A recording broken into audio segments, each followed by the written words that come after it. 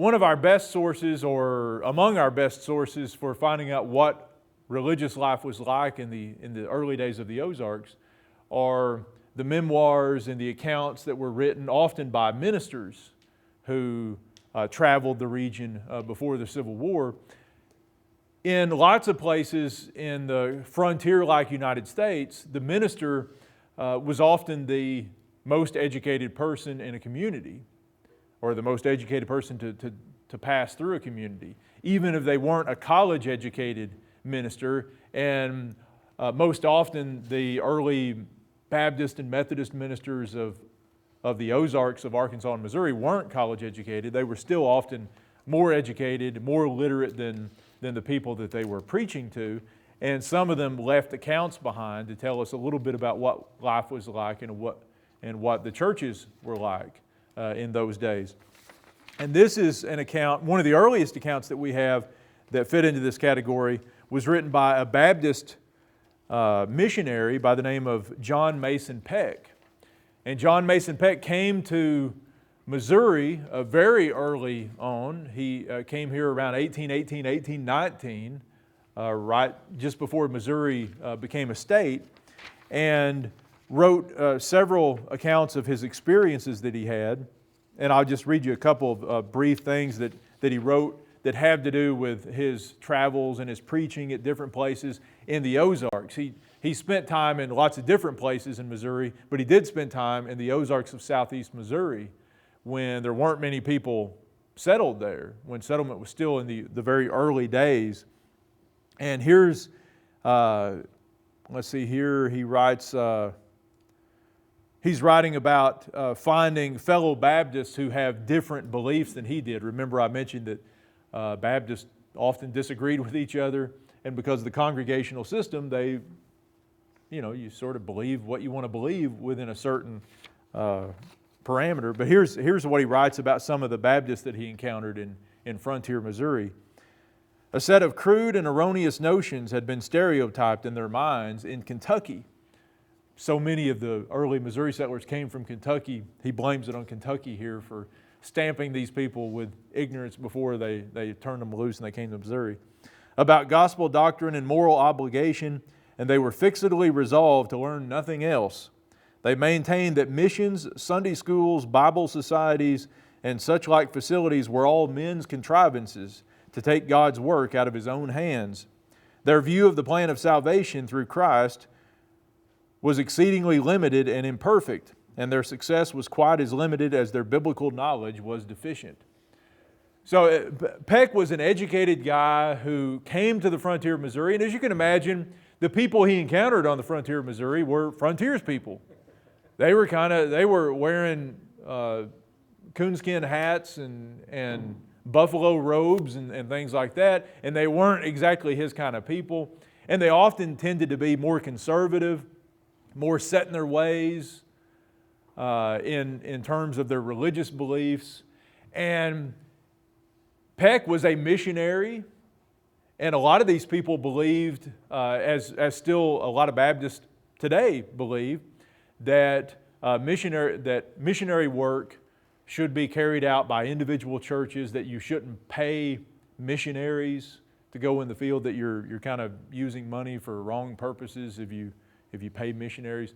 And this is what he's reacting to. They see him roll in and they think, oh, here's one of these missionaries, wasting our money. Guy looking around for a chicken dinner. That's what preachers do, right? You just go from house to house eating chicken. You always get the best meal when you show up. But that was a little bit of John Mason Peck. And then I've got one other brief comment that he makes. This is, he attends a church in St. Francis County over in the eastern part of the Ozarks. It's a church it's a log cabin church, just kind of out in the middle of the woods.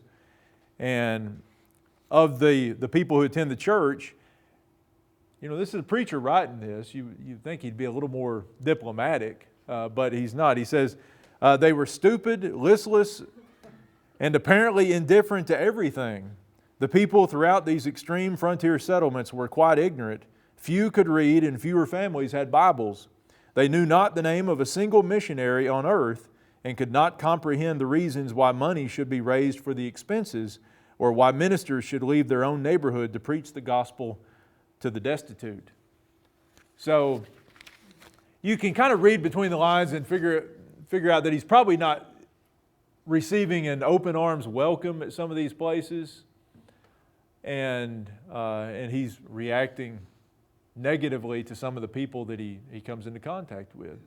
And that's not something that would just happen with Baptist preachers. You would find that kind of culture clash, the more educated Easterner coming out west. You found that in all kinds of accounts of the early days of the Ozarks, but that's one of the better ones there that has to do specifically with religion. But Peck did spend years and years traveling around Missouri trying to both Christianize and civilize the people that he encountered in the Ozarks and other parts of Missouri as well. And so that's the Baptist view. And this is from a Methodist circuit writer. Now, one of the ways that the Methodists were able to be so popular and to grow so rapidly in the years before the Civil War was that they used something called a circuit riding preacher. The Methodists didn't require that their preachers be educated, and that was good for the frontier. Very few people wanted to spend 3 or 4 years in college or a seminary and then get out and all of a sudden go to Missouri or Arkansas on the frontier somewhere. So that was, just about anybody who said they had a calling to preach could become a preacher, whether a Baptist or Methodist. So the Methodists would hire these almost always single young men. They preferred single young men, using the example of the Apostle Paul. If you've read Paul's letters, he wasn't a big fan of marriage and thought that wives tended to get in the way of the Lord's work. And the early Methodists followed the same sort of teaching. And so they would hire these usually single young men. They would send them out and they would assign them to a circuit.